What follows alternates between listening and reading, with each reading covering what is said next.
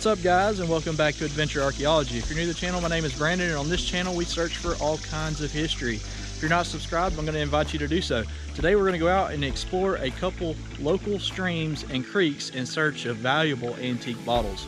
Without any further ado, let's go get in the water. Check out this spring right here, guys. Beautiful spring. It's coming right out from underneath the rocks right over there. And it is crystal clear and ice cold, majorly refreshing in this August Alabama heat. I actually found another little spot right here where the water is coming out from another area. Check this out. Right from behind that rock. I bet you the Native Americans love this spot. After walking for 30 or 45 minutes here, this creek is absolutely beautiful. It's almost too beautiful though. I haven't found one piece of glass. So sadly, I guess I'm gonna have to go get into a dirtier creek. Let's go see what we can come up with. As we're hiking to the next spot, I noticed these rings on this pine tree. What do y'all think caused those? I know knots are usually caused by disease, but I don't know what caused that. All right guys, it has started to rain a little bit, but that's okay. We're not gonna let it deter us. I'm on my way to go meet Randy right now at our next spot, and hopefully it's gonna have some really nice antique bottles. Let's go see what we can find. All right, what you got over there? It looks too long. It's older Sprite. Sprite. It's a bulky wine, but it looks like a Sprite. At least it's a whole, right? Just pulled this one out right here. It's pretty beat right there from being in the creek, but that's a Chericola from Birmingham, Alabama. So we'll take it. It's the small wins that add up at the end of the day. And right now, it is hot and humid, so anything we find is definitely a win and the motivation you need to keep going. Pretty disgusting what you see in these creeks. It's so much stuff that it would take a horde of people to pick it all up, and a lot more than Randy's man purse. Yep. Only brought the one. Only brought the one, yeah. I've got a little bag, so you can't carry all of this out, but man, you'll clean it out one week and then you come back, and then when it rains, everything washes from uptown even further back down into these creeks. It's a really sad scenario, and it shows you how much of a pig us humans can be. Boston's worn pretty hard. Check this out, guys. I know y'all have seen me find one of these in the past, but Randy just pulled one out, and what's pretty funny about this, does he got a flash crack? I don't think. Oh yeah, right there. That's okay. It does have a flash, but that is a drum Pepsi Cola, and that's a Art Deco style bottle. Usually they don't have a town on them, or at least when I find them here. And that is a really, really cool bottle, even with that little flash that you see right there. You just don't find those in our area. So congratulations on that, man. That's a good one. How hot is it out here, man? Oh, you know, I think parts of me are probably well done by now. Yeah, me too. I'm dying, even though we're in the shade. That's a good find, though. Let's keep on going. Well, we're fighting some cloud, as you can see. We're walking downstream. And for those of you that may think that that doesn't make sense, well, it doesn't. That's because we're going to walk all the way down and then turn around and walk back.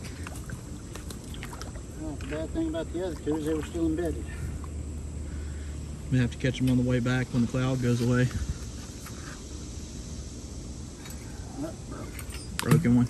Looks like Chero, maybe.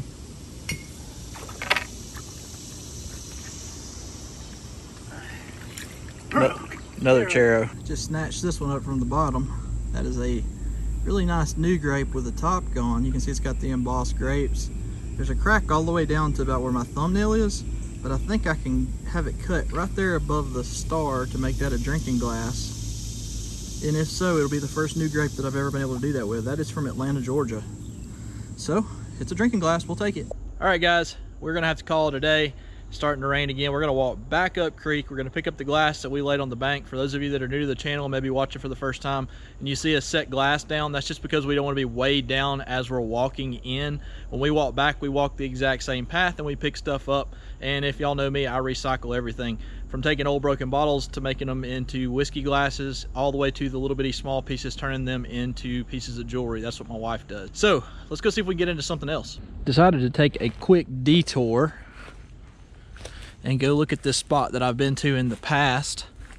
This spot is one that I think used to be an old home site. It's been a good while since I've been here. I found a couple of mason jars in the past, and hopefully today we may spot something else. It's like a dry creek bed. Y'all may remember it here in just a second when I show you this truck bed that's over here.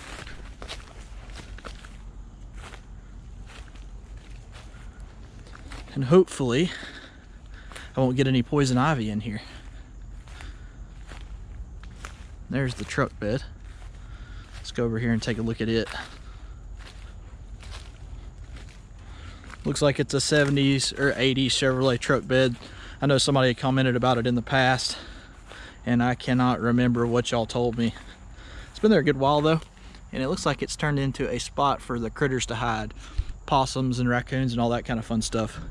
Anyways, right over here there's like I said, a dry creek bed that I don't know why it's dry. I've never seen water in it, but occasionally I find a bottle or two in there. So fingers crossed, let's see what we come up with. All right, I've been walking around this dry creek bed here for about 20 minutes or so. And you can see what I'm talking about. There's no water in it, but it's clearly distinguished on both sides. So you know that that's what it is, or at least a water runoff area.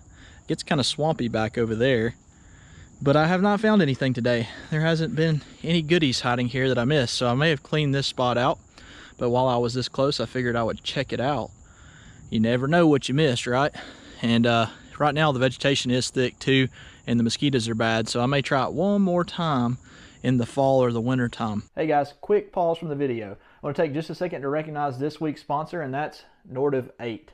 The hiking boots as well as the water shoes that you saw at the beginning of the video are both Nordiv 8. And if y'all know me in this channel, you know how much I have to have very good footwear for what I do. I have to have something that's very functional, that works very well for the needs, because I am often way out in the woods, and the last thing you want to do is have a pair of shoes blow out on you. So y'all know if I'm using them, they're a good product. I'm going to show y'all the hiking boots first, and then I'll show y'all the water shoes. Alright, so these are the hiking boots that I had on in the beginning.